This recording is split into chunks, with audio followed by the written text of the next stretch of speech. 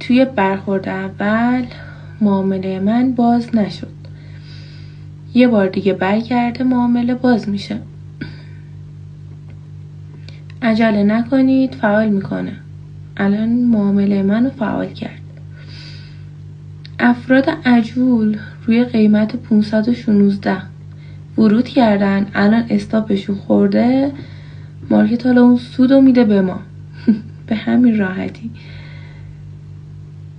توی مارکت صبر داشته باشی برنده‌ای. به نام خدا، در برخورد اول معامله من باز نشد. لطفاً عجله نکنید، باز می شود. شکسپیر می‌فرماید افراد عجول استاپشان خورده، مارکت سود را به ما می دهد. در مارکت صبر داشته باشی، برنده‌ای. چطور بود؟ خوب فیلم بازی کردم؟ بابا یزید من، معلومه اصلا این ویدیو رو یه دور دیدی، از روش نوت برداری کردی، از روی نوت ها داری برای ما میخونی. ما چطوری باور کنیم لایک